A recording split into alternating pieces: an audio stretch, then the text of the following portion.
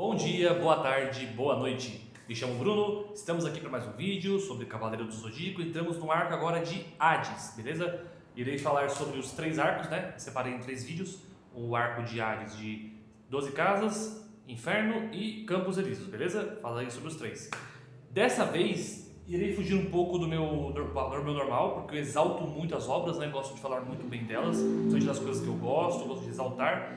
Esse específico irei falar de muitos pontos negativos que eu tenho sobre a obra, tá? Irei pegar como base o mangá, novamente, continuarei por aqui. Esses são os mangás que abordam o arco das 12 casas ali do Saga de Hades, beleza? Que são do volume 32 até o 37, tá? E vou falar primeiramente de várias coisas que me incomodam, tá? Vou falar da Saga Cavaleiros. Amo Cavaleiros, é meu anime preferido, muito mais por nostalgia. Eu sei que hoje ele não é tão valorizado e também ele tem muitas falhas, que é onde eu irei citar algumas aqui, que fazem ele perder um pouco de espaço. Mas para quem era criança na época dos anos 90, quando lançava, pô, era muito legal você ter o cosmo, a armadura bonitona do seu signo. Putz, pra criança aquilo ali era maravilhoso, eu me diverti muito. Então assim, pra mim foi uma época incrível, por isso que eu gosto tanto dessa obra. E infelizmente tem pouca coisa dela, né? A mídia dela não é tão divulgada, mas ainda tá saindo uma coisinha ou outra. Vamos lá, foco aqui. Irei falar da Saga de Hades do Santuário, as 12 casas primeiro. Os pontos negativos que eu quero citar são 3 coisas que eu não acho que ficam boas em Cavaleiros, que eu acho que são muito mal exploradas, tá? A primeira, que é mais simples, que é a questão do destino. Já disseram várias vezes, acho que no primeiro capítulo do mangá, já fala isso, que o cavaleiro, o personagem, ele é destinado a alguma coisa. Então, se ele nasceu para ser o cavaleiro de Pégaso, ele vai ser o cavaleiro de Pégaso. Se ele nasceu para ser o cavaleiro de Fênix, ele vai ser o Fênix. Então, assim, o destino é moldado, tá? Aqui ele já é definido. E eu não sou muito fã desse conceito de destino. Isso é uma coisa pessoal. Então, acho que pra mim não é legal. Mas a obra, ela trata como isso. Então, assim, as pessoas ali, elas são destinadas a ser quem são. Então, por mais que fuja ou que faça alguma coisa diferente, ela vai acabar se tornando aquilo que ela nasceu para ser. E eu não sou muito fã desse tipo de prática, mas aqui é assim. Então, seguimos em frente. O segundo ponto que eu não gosto muito, que pra mim é o pior ponto aqui, não o pior, vai, é o segundo pior ponto, porque o outro é pior ainda, é a Athena em si. Cara, tudo aqui gira em torno de Athena, tá? Os Cavaleiros do Zodíaco seriam os Cavaleiros de Athena, eles falam isso várias vezes, os Cavaleiros de Athena, que protegem a deusa, que defendem a paz na Terra, mas que protegem a deusa Athena porque ela luta pela paz na Terra. Então é uma coisa que leva a outra. Cara, eu tenho um ranço enorme da Athena aqui nessa história. Por quê? Porque, cara, ela é uma deusa. A deusa Athena, ela é a deusa da sabedoria e da guerra. Então ela tem a sabedoria na guerra, sabe? Ela é uma estrategista militar. Ela não é aquela guerreira, nossa, vou chegar lá metendo porra a todo mundo, não. Mas ela é tipo um general de guerra, cara. Ela tem que planejar, fazer as coisas com inteligência, com perspicácia para conseguir alcançar a vitória que ela deseja, que ela almeja. E, cara, a Athena daqui, ela é uma puta ignorante. Uma menina ingênua que só faz escolhas erradas. E assim, eu levo em consideração que no mangá, principalmente, é sempre demonstrado que a Athena é uma jovem, tá? É uma ser humana. Ela não é uma deusa em si. Ela nasceu humana, que é a Saori Kido. Ela tem o nome dela, a Saori Kido. Ela é uma humana que teve infância, que cresceu, só que ela tem o poder de uma deusa. O cosmo de Athena reside nela, está no corpo dela. Só que ela é uma pessoa normal, com um cosmo foda, sabe? Então ela tem um cosmo gigantesco, mas ela é uma pessoa com a memória de uma pessoa normal. Ela, tipo assim, que nem eu falei, ela não retém memórias das vidas passadas. Então a alma da Athena reencarna na Terra, ela nasce como uma pessoa, então ela cresce, vive a vida dela, só que ela tem o poder de um deus, só que uma criança humana. Então ela pode morrer afogada, ela pode levar um tiro e morrer, ela pode levar uma flechada no coração e morrer. Assim, ela está sujeita à morte. É uma coisa que ela está sujeita porque ela nasceu. Então ela tem a vida e tem a morte, só que ela tem um cosmo poderoso. Mas mesmo assim, é uma pessoa normal, nesse sentido, né? De morte. E cara, como eu disse, ela é uma reencarnação da Athena. Cara, ela não tem nada de estrategista. Putz, desculpa a palavra, mas a Athena aqui, ela é burra. Infelizmente, ela é burra. Vamos lá. De toda a obra, todo momento até agora, ela tomou 2 decisões inteligentes pra mim. Primeira, a Athena, ela foi introduzida na história como uma menina mimada, que batia em criança, sabe, dos órfãos. Ela era neta de um cara que era muito rico, que tinha uma organização que cuidava de órfãos. E, mano, ela montava nos garotos, batia neles, humilhava. ela cresceu sendo muito mimada, tipo, você é a fodona, pra depois de algum tempo ela simplesmente, você é a encarnação de Athena, agora você tem que defender a paz no mundo. Ela, pô, agora eu sou paz e amor, eu fico defendendo todo mundo. Ela teve uma mudança drástica de personalidade, muito nada a ver. Não tem como você mudar drasticamente assim. Se ela foi criada de um jeito, cara, ela tem que agir de tal jeito.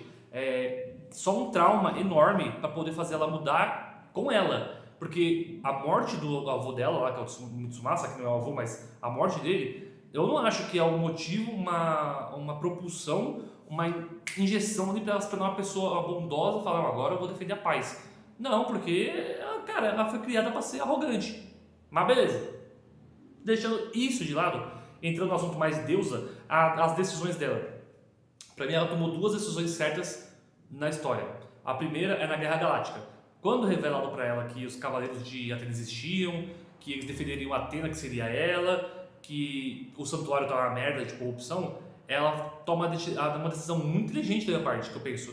Ela falou, bom, já que eu não consigo revelar quem é o santuário, as merdas que está acontecendo, eles são muito bem reservados, eu vou expor os cavaleiros para o mundo, aí nisso o santuário terá que agir, que é isso que ela fala, e nessa forma de agir ele pode cometer algum erro que prejudica a imagem dele e mostra a verdadeira face. E é exatamente o que acontece. Ela faz o caminho da Guerra Galáctica, revela os cavaleiros para o mundo, mostra lá que existem esses seres, essas pessoas super fortes, o santuário toma uma atitude contra isso, né, para poder inibir esse tipo de coisa, para punir, para poder preservar a imagem. Ele comete alguns erros lá, porque os cavaleiros de bronze são muito fortes, eles não esperavam por isso, e acaba deixando muita coisinha aberta, sabe? Muita revelação estrondosa vai acontecendo. E a segunda decisão correta para mim é quando ela decide ir pro santuário, porque tipo, ela tinha feito a revelação, mesmo assim o santuário não cometeu um erro gravíssimo, né, para poder se auto-sabotar. Então ela teve, bom, já que não deu certo essa primeira parte em si, eu vou ter que ser mais direta. Ela pegou os cavaleiros que ela tinha ali, que resolveram ir por motivos pessoais, tá? Por motivos pessoais, os cavaleiros resolveram ir pro santuário.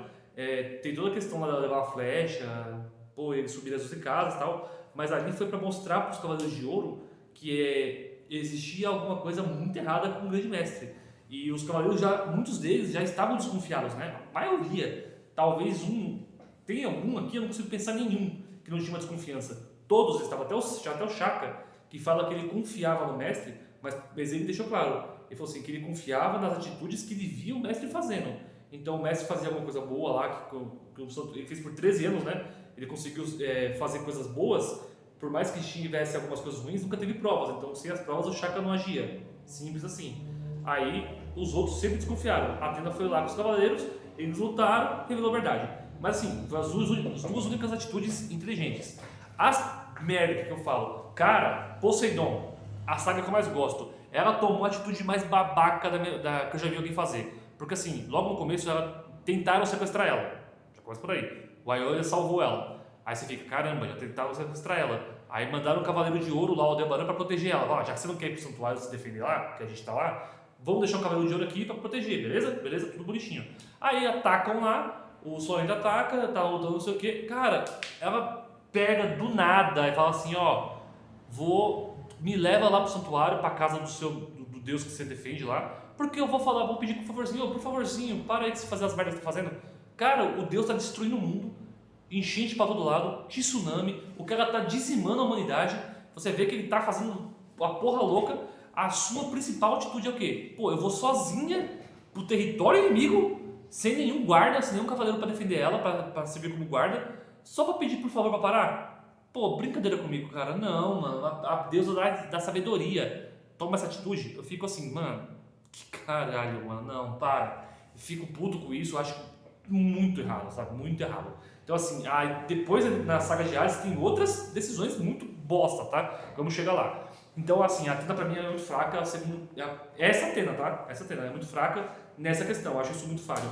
E o terceiro ponto, que é o que mais me pega, é as falhas de roteiro. Infelizmente, Cavaleiros tem muita falha de roteiro. Nossa, muita coisa que diz que acontece, mas que faz do mesmo jeito, sabe?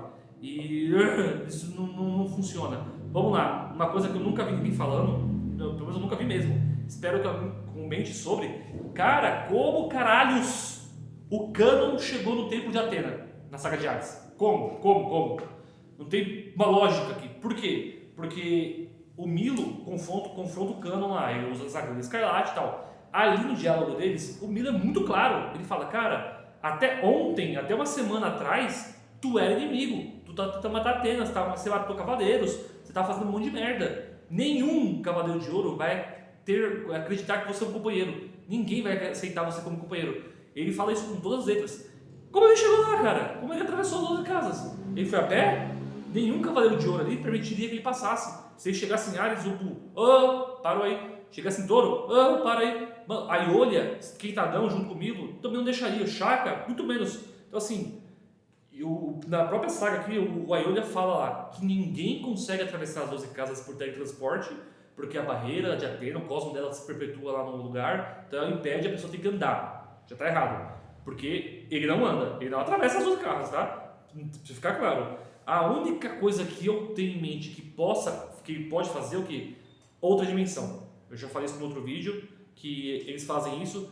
A outra dimensão você consegue passar pelas casas. O Saga já fez isso várias vezes. Eu acho que o Canon fez a mesma coisa. Usou a outra dimensão, chegou um tempo e falou: vamos bater um papinho aqui, que agora eu vi que você é bondosa. Mas só assim, cara, só assim. E se isso for permitido, por que o Saga não fez isso, sabe? Quando eles chegaram ali nas 12 casas para poder invadir, usa outra dimensão, deixa os espectros pra lá, chega na dentro da ladeira. Essa aqui é a parada. Não, cara, ele não usa. É muita falta de coerência, sabe? O roteiro tem muitas falhas, cara. Como o Canon chegou ali. Eu acho o Canon foda. Não é uma palavra forte, mas eu acho ele um personagem foda. Ele era um personagem mau. Pra mim ele foi mal explorado, porque eu acho que como é que fala? Esqueci a palavra, caramba, com R. Quando a pessoa se redime, né? A redenção dele de mal pra bom é muito rápida, porque, ele tava lá todo manipulando Poseidon, chefe dos Marinas, querendo dominar a Terra. Na luta contra o Ikki, ele fala, verdade, eu tava errado. Já se sacrifica pra salvar a Atena, no mangá, ele que entra na frente do Poseidon, do Tridente. Agora ele vai lá, muito rápido, infelizmente, e eu acho ele um personagem muito foda. Mas, pra mim, foi mais explorado, e isso é sem explicação pra mim, sem explicação nenhuma. A não ser que você consiga me convencer. Por favor, mostre aí qual a sua teoria, porque pra mim é só outra dimensão pra ele fazer isso. Que ele tem triângulo de ouro e consegue se locomover, então é a única maneira que eu consigo pensar. Entramos agora nas 12 casas, tá? Hades, a motivação dele, muito simples. Poseidon queria erradicar a humanidade para colocar gente nova. Ele achava que os humanos hoje estavam muito maus, muito corruptos, muito egoístas, queria fazer uma Arca de Noé 2. Dizimar a população, criar uma nova e ele governando tudo. Beleza, essa é a ideia do Poseidon. Hades já é porra louca, ele falou, cara, quero matar todo mundo, mata todo mundo. Vou fazer da Terra uma extensão do submundo, né, do inferno. Só ter Dark aqui, cara, só eu vou controlar toda essa porra louca. Então ele quer dizimar, beleza? Beleza, essa é a intenção dele. Então, nada muito pesadão. O que acontece? Ele faz uma chantagem lá, chama os cavaleiros de ouro antigo que morreram e fala: e aí, quer viver de novo? Te dou a oportunidade. Os cavaleiros não iam aceitar, né? Porque, obviamente, só que o Xion aceitou. O Xion foi o grande mestre anterior, que o Saga matou. E se o Xion aceitou, os cavaleiros olharam pra ele assim, ia mostrar isso no mangá, tem um episódio lá zero da Care que mostra isso, o Saga não ia aceitar. Quando ele soube que o Xion aceitou, se o cara aceitou e ele era o antigo mestre, alguma coisa tem. Eu preciso revelar, alguma coisa ele tem que revelar, alguma coisa está errada. Então ele aceita, eles aceitam, né, fazer essa mentirinha aí pra poder ir lá. E, cara, é uma outra coisa também que faz meio errado aqui pra mim. O Xion sabia da armadura de Atena, só com ela pra poder vencer. E o Saga não? Como assim? Beleza, o Saga ele não era um descendente direto do mestre, um sucessor. Ele não pegou o cargo, ele não pegou os segredos que um passaria pro outro. Será que só assim, era só boca a boca? Eu vou passar meu manto pro próximo grande mestre, eu vou falar pra ele essa coisa aqui. Cara, e se acontecesse o que aconteceu? Um risco do grande mestre morrer e não passar a informação. Isso morreria pra sempre? Ninguém saberia? Pra mim tem que ter um registro disso em algum lugar. E nada mais justo que estar em Star Hill, que é um local que só o grande mestre pode ir. Então assim, é um lugar super seguro, né? Não super seguro, mas teoricamente exclusivo, que só o grande mestre pode ir. Deveria ter algum registro lá. Na parte do Lost Canvas, mostra que eles têm um registro. Eu acho isso muito legal. que eles aprendem várias coisas interessantes ali sobre o passado, né, da humanidade e essas informações cruciais. Tem lá, eu acho isso muito legal. Podia ter alguma coisa assim, cara, porque de boca a boca eu acho extremamente perigoso, sabe? Vago. E aconteceu exatamente o maior perigo. O grande mestre morreu sem passar a informação. Ele teve que se sujeitar a uma mentira, com uma arriscada, uma jogada, que Hades o ressuscitaria para ele poder passar essa informação. É meio fraco demais, sabe? Mas beleza. Eles vão lá com esse intuito, lutam contra o Mu de Ares. Eu não vou entrar em muito detalhes nas lutas, vou falar as coisas mais importantes que eu quero pontuar aqui. As lutas são muito legais. Aí já é uma coisa muito bacana que eu quero falar. Muita gente gosta, principalmente dessa saga da Santuária, porque aqui é a primeira vez que os Cavaleiros de Ouro são valorizados. Você tem a luta dos de bronze contra os de ouro, mas cara, as lutas não são lutas, né? São quase um treinamento. Você tem uma ou outra ali que são, eu considero duas como lutas mesmo, que é a do Máscara da Morte Shiryu, que é uma luta mesmo, e do Afrodite contra o Shun, que é pica. Mas luta assim, no geral, eles, né? A do Rick com o Shaka é muito legal também, não tem como esquecer disso. São muito bacanas, só que aqui é realmente vilões. Ali nas 12 casas, os Cavaleiros de Ouro tinham dúvidas pelo que eles estavam lutando. Então, pra mim, eles não deram 100%. A maioria, que eu falei, tirando o Máscara da Morte, Shaka e o Afrodite, que deram 100%, os outros não. Então, tinha essa fragilidade, né, tipo, de poder. Esse gap, eles não estavam tão assim 100%. Mas aqui sim, aqui tem um destaque, os Cavaleiros de Ouro são destacados, né, com força mesmo. Pô, o Aiolho elimina 3 espectros com um golpe, sabe? 5 espectros com um golpe. A luta do Mu contra o Mil de Papillon é muito legal. E, pô, você vê que os 3 renegados, eles são muito fortes juntos na combinação deles. E aqui é um ponto muito legal. Eu já vi várias teorias e eu acho muito interessante, eu concordo com elas. Não sei se é verdade ou não, mas os Cavaleiros Renegados que subiram as 12 casas, eles não tinham intenção de matar os Cavaleiros de Ouro. Eles queriam chegar até Atena. Então, eles tinham 2 passos. O primeiro é o quê? Imobilizar. Eles tinham que passar pela casa, só sem matar. Se não fosse possível, eles teriam que matar, mas eles evitavam isso ao máximo. Eles evitaram contra o Mu e eles evitaram contra o Aldebaran. Pô, aqui tem que legal de falar. Que, assim, o Aldebaran, infelizmente, ele é muito desvalorizado, né? Ele quase nunca vai ter uma forma de destaque na série, infelizmente. Mas uma coisa muito interessante que acontece é o quê? No mangá, quando o Mu tá lá lutando contra o Deep, né? O Diop. Nossa senhora. Acho que ele mesmo. O das fragrâncias lá, né, que matou o Aldebaran, o Mu tá lutando contra ele. Tem uma pequena parte que eles mostram os Saga Shurikamos lá na frente, depois da Casa de Touro, que eles comentam que eles passaram pela casa, só que parece que o Cosmo do Aldebaran sumiu e alguns espectros ficou para dar o golpe final. O que me leva a crer? O que para mim aconteceu? Saga Shurikamos, eles entraram na Casa de Touro, eles lutaram contra o Aldebaran não deixou eles passar, só que de alguma forma eles conseguiram imobilizar o Aldebaran. Ou fazer ele desmaiar, que não acho que é o caso, mas eu acho que eles conseguiram fazer ele ficar imóvel, sem se mexer por um tempo, que ele permitisse que eles passassem. E o espectro de Diop ficou, né, lá na casa para dar o golpe final, para falar, ó, venci, porque honra não existe ali, tá? No exército de Hades, não tem honra. Eles só se baseiam na parte do medo e da força. Então, assim, para mim foi isso que aconteceu. Eles conseguiram vencer o Aldebaran, 3, né, contra 1, eles imobilizaram ele de alguma forma, eles não mataram o Aldebaran, só que aí o Diop foi e aproveitou esse momento que o Aldebaran estava imobilizado e picou fumando ele. Então, pra mim foi o que aconteceu. Mas, se você tem outra teoria, pra mim é o que dá a entender, porque no mangá tem esse quadro que eles falam dessa forma, que eles saíram de lá e o Cosmo do Aldebaran sumiu, para eles alguém ficou e deu cabo nele, né, deu cabo final. Então é isso que eu acredito que tenha acontecido. E as lutas vão seguindo, né? Em todas as casas, os 3 renegados, eles tentam não matar os cavaleiros, né? Sempre passando de alguma forma para poder chegar até Atena. A única que não foi possível foi contra o Shaka, que ali foi casca grossa, né? O Shaka fez de tudo para matá-los e os 3 não queriam matar, mas depois falou, não tem jeito, a gente vai ter que matar o Shaka. Tanto que eles hesitam até o último ponto assim, para poder fazer isso. Senão, desde o começo eles tinham dado o xereco-teco lá, arrebentado eles.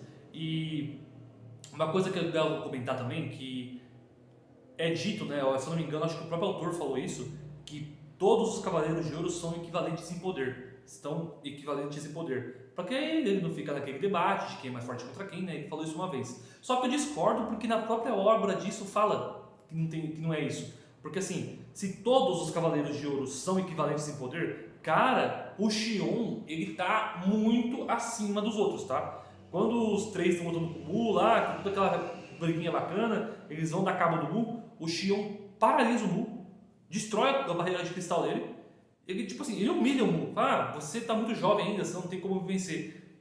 Cara, se você levar na teoria, os dois são Cavaleiros de Ouro, os dois conhecem o sétimo sentido, a essência do cosmos, então na teoria, eles sim, teriam que ser equivalentes. Ah, mas o Xion é o mestre dele, é mais experiente.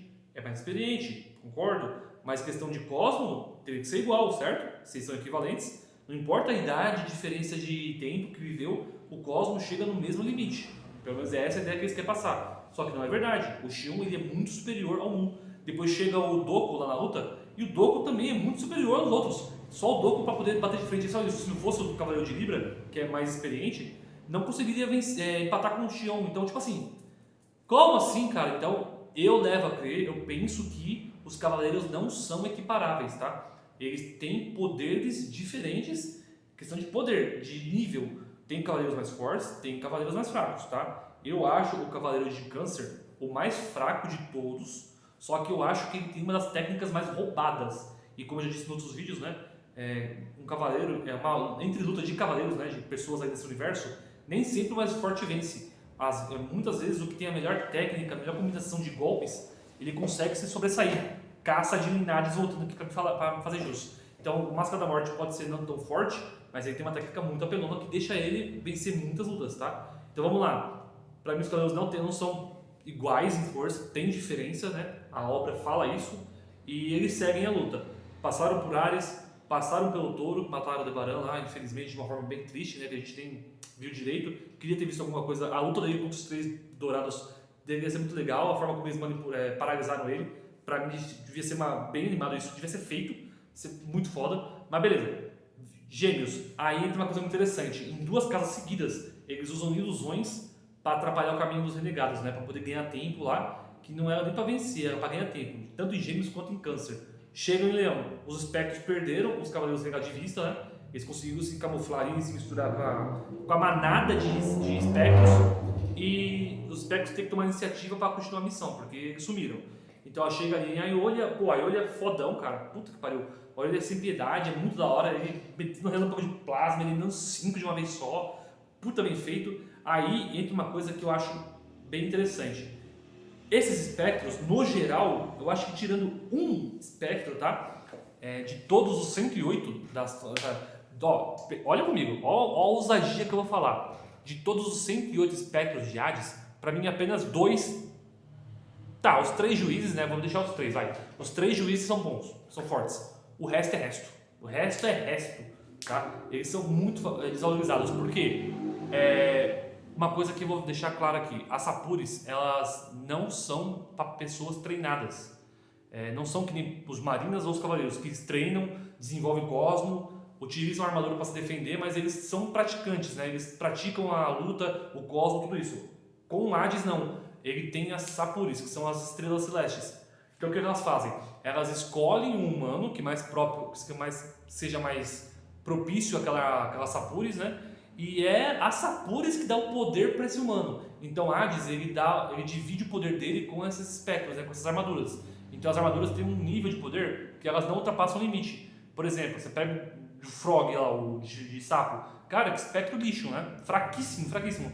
Mas é o máximo que ele pode fazer. Ele não consegue ser mais do que aquilo. Então você tem a ideia do Hades é o quê? Os 3 juízes seriam os mais fortes. Você vai achar que existe diferença entre eles. Mas o resto é resto. Ele só deu, eu só preciso de vocês para seguir minhas ordens.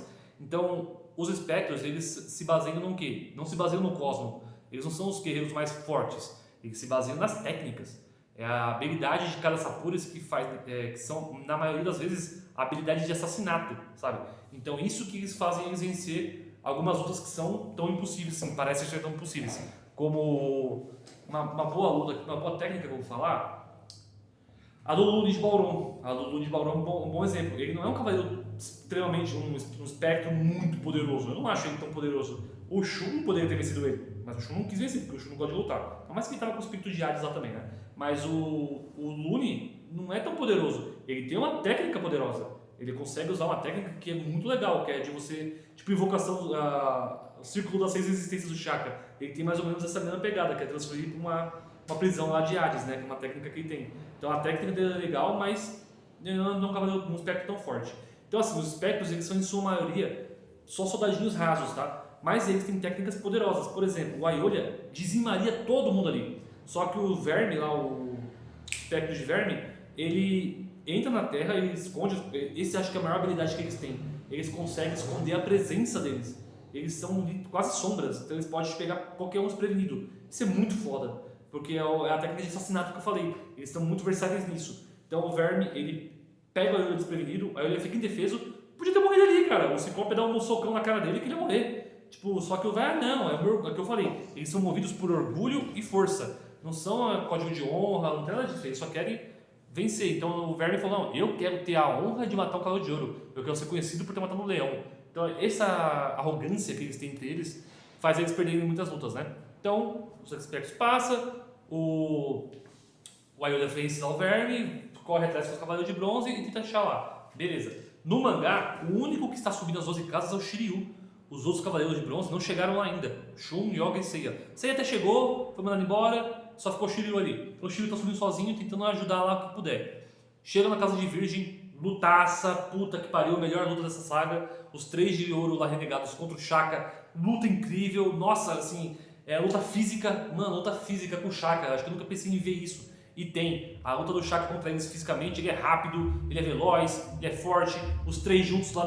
tentando conter ele de toda forma, congelar o pé, talvez desmaiar ele, tentaram fazer de várias formas para poder derrotar o Shaka sem matá-lo, só que chegou um momento que eles viram que não dava, o Shaka apelou, usou tudo que podia, ia derrotar os 3, cara, a gente precisa derrotar ele, a gente não consegue ficar sem, vamos ter que matar, e aqui é o primeiro cavaleiro que eles matam, né? E por isso que eles ficam tão abalados lá, choram de sangue, não sei o quê, porque é o primeiro cavaleiro que eles matam desde que ressuscitaram. Eles não queriam isso, mas foram obrigados. Só que o Shaka tinha lá outros planinhos, né? Que é um erro de roteiro pra mim, mas vamos entrar lá. Depois eu falo na saga do inferno. Eles passam ali, vão lá no confronto contra os 3 de ouro, é uma luta muito legal, a exclamação de Atena, os 3 renegados contra o Aiolia, o Milo e o Mu. Que luta boa, eles 3 usando exclamação, reequilibrado, o bagulho muito... E o Shiryu sozinho. Shiryu sozinho. Aqui é uma coisa muito legal, porque no anime mostra os cavaleiros de bronze, os 4, dando apoio nessa parte, né, pra ajudar. Mas no mangá é só o Shiryu que faz isso. O Shiryu tá ali e o cosmo do Shiryu já tá tão forte. Gente, é uma exclamação, são 2 exclamações de Atena. São 3 cavaleiros de ouro unidos, cosmo de cavaleiro de ouro, tá? Pra gerar uma explosão que é um pequeno Big Bang.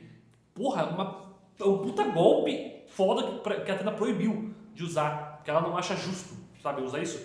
Então as 2 colisões lá, são 6 cavaleiros de ouro se enfrentando e o Shiryu conseguiu desequilibrar pra parte dos cavaleiros de ouro normal, vivo.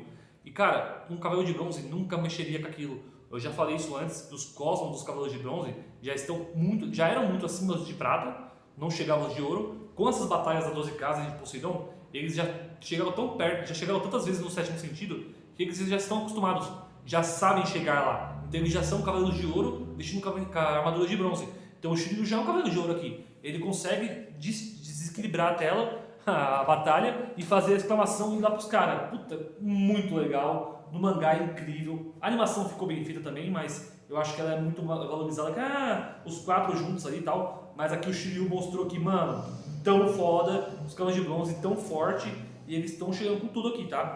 Muito bom. Eles vencem, a Atena pede para poder levar lá pra casa lá, né? Pra depois de Atena eles. Ela faz o saga lá. Mano, aqui tem um monte de coisa, ó. Primeiro, o Canon tá ali. Outro erro de Atena pra mim. Cara, o Canon manipulou Poseidon para poder matar. Pela manipulação dele, muita gente morreu no mundo. Muita gente. Ele fez muita merda. Ele prejudicou o santuário lá, despertando o espírito maligno do Saga. Então assim, o Canon fez muita merda. Só no finalzinho da saga de Poseidon, que ele se sacrifica ali pra salvar a Atena, a Atena olha pra ele e fala assim, a menina lá, ah, você é o Canon, você é o cara que fez toda essa merda, mas no final tentou me salvar? Tá bom, fica aqui, eu confio em você. Puta que pariu, mano. É o que eu falo, ela é ingênua pra caramba, cara. Como é que pode? Não dá pra você acreditar num cara desse. Você tem que fazer esse cano se fuder. Você fazer, ó, você quer lutar pela justiça agora? Você quer se redimir? Vai lá na primeira casa, antes de entrar em Linhares, mata todo mundo, mano. Não deixa ninguém passar por ele, não. Você vai ter que trabalhar pra caramba. Não. Ela simplesmente aceita ele do lado dela. Ele é o guarda pessoal dela ali e fica, mano. Ah, não posso crer que essa é a deusa da sabedoria, cara. Não posso, eu não consigo isso. Não consigo conceber. Mas beleza, tá ali, ela entende a mensagem do Shaka, que é pra ir pro mundo do inferno. Só que aqui é uma coisa que me pega também, que eu acho que é outro fundo de roteiro. Cara, o Shaka, ele utiliza o... Nossa, eu não sei falar isso. O Arayashiki, sei sim. O Arayashiki, ele quer chegar no inferno com a mente sã. Então ele tem que chegar vivo no inferno, certo? O cosmo no oitavo sentido. Essa é a pegada. Mas ele morreu! Shaka morreu. Os caras usou a escavação de Atena nele e mataram ele. Não é pra ele chegar vivo no inferno porque ele morreu! Ah, não faz sentido. Ah, cara, não, é muita falha. Aí a Atena vai se mata. Puta que merda, como assim, cara? Ah, usa lá a faca, a daga dourada, sabe, usa ela corta a própria garganta e morre. Ah, não, cara, ela tinha que chegar viva no inferno e ela se mata. E não faz o menor sentido. Aí depois eles levam o corpo dela pro castelo. Ah, o corpo desapareceu, só tá com sangue. Nada a ver, isso não tem nada a ver, cara, não. Eles são corpos físicos, tanto o Shaka quanto a Atena. Ela é uma criança, é uma adolescente, ela nasceu. Ela não pode ter o corpo morto. Ah, tem que chegar vivo no inferno. Os outros cavaleiros chegam vivos no inferno. Eles entram pelo buraco lá do castelo de Hades, vão até o inferno, pelo outro, eles usam o oitavo sentido, elevam o cosmos, eles conseguem entrar no mundo dos mortos conscientes e vivos. Esse é o oitavo sentido. O que o Shaka e a Atena fizeram não faz o menor sentido. Eles se mataram. Tá. Foram, né? Então assim, foi. Aí nisso o Xion revela que eles têm que ir lá da armadura de Atena, ele mostra, não tem mais nenhum espectro ali, porque a Atena morreu, cumpriu missão, foi embora, o Xion ficou sozinho e falou, bom, já me escondi, agora que não tem mais ninguém aqui, vou falar a verdade, ó. Aí ele revela a verdade para os 4 de bronze, o Doku tá ali, e o Kano também. Então você tem 6 pessoas que para ter um segredo, só o Grande Mestre devia saber, agora 6 sabem. Por que não sabia antes? Meu, é uns furos de roteiro, assim, muito forte. Aí eles conversam, entregam a armadura de Atena e falam, ó, tem que entregar essa armadura pra Atena porque ela não morreu ainda. Ela morreu, mas não morreu ainda, tá? E tem que salvar, tem que proteger ela. Só com a armadura ela vai conseguir lutar de igual para igual com Hades, né? Beleza. E vamos entrar na saga do inferno. Aqui uma coisa muito interessante, uma coisa boa que eu quero falar, é o quê? Eles chegam no castelo de Atena, tá o Radamantes lá. E, mano, no castelo existe a barreira de Hades, que diminui o cosmo de qualquer inimigo para 1/10, né? Tipo, ele diminui muito, 15%, 10%, sei lá, pode usar. Então os cavaleiros de ouro eles são muito prejudicados, né, no cosmo porque eles não sabiam disso, dessa informação. Então o Radamantes arrebenta todo mundo ali. Os cavaleiros de bronze chegam e isso não afeta, porque a armadura deles foi banhada pelo sangue de Atena. Então a armadura deles protege eles. Ela tem meio que o cosmo de Atena invocado permanente ali. E o Radamantes percebe isso, fala, cara, esses de bronze aqui, bochinha, que são cavaleiros de bronze, eles não estão sentindo efeito, o cosmo deles está bem forte, não deveria ser assim. E lembrando, eles já são com o cosmo de cavaleiro de ouro, então eles conseguem pressionar o Radamantes numa certa luta ali, rapidinho. O Seiya se joga com o Valentim lá no poço, sem saber, né, que ele estava num momento lá que estava na luta, no meio do calor, ele levou o cosmo tão alto que ele chegou até o sentido sem saber. Mas o oitavo sentido é interessante, porque como eu vejo ele é um cosmo que está linkado ao sétimo, tá? Se você levar o cosmo até o sétimo sentido, que é o máximo, que é a essência que faz você ficar muito forte, isso já desperta o oitavo sentido para mim. Porque as pessoas não testam, né? Ah, eu não vou deixar meu cosmo no máximo e vamos jogar lá no inferno. Não, elas não fazem isso. Mas para mim tá linkado. Quando você tá com o cosmo bem forte, ele já fica ativo essa habilidade. Tanto que o Orfeu conseguiu, né? E o Orfeu dizem que ele tem um livro de Cavaleiro de Ouro. Então se o Orfeu conseguiu, qualquer Cavaleiro de Ouro que esteja com o cosmo ativo também faria isso. Então o Seiya faz isso porque ele está na luta ali, no momento de combate, ele está ativo o cosmo dele de Cavaleiro de Ouro, então ele se salva. Os outros, antes de quando ele ia atrás do Seiya, eles não estavam com o cosmo ativo, então eles morreriam se entrasse ali. O Doku salva eles, fala, ó, vocês não podem fazer isso, vocês têm que chegar com o cosmo ativo, forte, para poder entrar no inferno. E eles descem lá com o cosmo ativo, então chegam lá. Aí toda essa parte das 12 casas ela é muito bonitinha, tem uns erros muito abissais pra mim, tá? Por isso que eu não acho. Você vê que Poseidon também tem, né? Eu já falei aqui, mas assim, no geral, tem muito erro Cavaleiros, cara. Infelizmente, eu gosto tanto dessa obra, mas tem muito erro. Mas essa saga do Santuário, de Hades Santuário, é muito boa, tá? No mangá é muito legal, como eu falei, dá um destaque pros Cavaleiros de Ouro, ele mostra muitas facetas legais. Uma coisa que eu lamento, que assim, o Cavaleiro Mascarado da Morte ele teve um destaque até que legal nas 12 casas, né? Que ele apareceu antes, na luta contra o Shiryu mostra muito a personalidade dele. Então, assim, ele é um cavaleiro bem explorado, no mínimo, assim, bem explorado não, mas ele foi explorado, pelo menos. Você conhece um pouco dele, só que 2 não foram, né? Nem aqui, que é o Afrodite, cara, Afrodite escanteado total. Ele só tem a luta dele contra o Shun lá, nem mostra nada da personalidade dele, só mostra ele lutando com o Shun, que é uma luta incrível, ele é muito versátil como cavaleiro, mas faleceu, e aqui não mostra nada. Ele vem, joga uma rosa piranha e morre. Acabou a participação do Afrodite, infelizmente. E o Aldebaran que participou das 3, né? Ele participou lá ensinando Seiya Sétimo Sentido, legal pra caramba. Ele defende os Cavaleiros de Bronze no hospital contra o Sorento do mangá, legal pra caramba, que ele não perdeu a luta, ele ia lutar até o fim e eu acho que ele venceria o Sorento ainda, só que não deixaram acontecer, né? E aqui, cara, nem mostra a luta dele, só mostra que ele morreu e, pô, infelizmente. Então, assim, tirando esses 3, que são pouco explorados na obra inteira, todos os outros têm um destaque, tá? Todos os outros têm um momento importante. E a luta do Shaka contra os 3 renegados é fantástica. Essa saga se resume praticamente a Santuário a isso. Ao mistério, a revelação da armadura de Atena, que eu acho um tremendo furo de roteiro aqui, mas a gente explica por quê. E as lutas são muito boas e daqui a pouco entramos na saga do Inferno. A saga do Inferno eu gosto muito. O anime ficou uma merda de animação, ficou chatinho pra caramba, mas no mangá é muito bom, tá? Muito bom mesmo. Então, no próximo vídeo eu falarei sobre ela, mas finalizando. Saga de Hades do Santuário. É muito boa, é mais do mesmo de subir as 12 casas, mas é uma perspectiva diferente porque a gente vê o destaque para os Cavaleiros de Ouro, eles lutando com força total contra os espectros. E cara, desproporcional, eles são muito superiores aos espectros. Tiveram que colocar Cavaleiros de Ouro mortos, renegados, para ter um pouco de combate, porque senão seria muito desbalanceado, tá? Desbalanceadíssimo. Mas, no geral, eu acho uma obra boa, essa parte, essa saga boa, bacana. Eu prefiro a do Inferno, eu acho melhor, mas essa aqui é boa pra caramba também. Só que tem todos esses erros que hoje eu queria desabafar aqui e falarei de outros erros também mais pra frente. Mas eu amo essa saga, não é uma crítica total, só falo algumas coisas que me incomodam, mas no geral eu gosto muito. Pessoal, é isso. Esse vídeo eu vou ficando por aqui, espero que vocês tenham gostado. Semana que vem continuarei com essa saga e eu vou ficando por aqui, tá? Um beijo a todos e até a próxima. Valeu!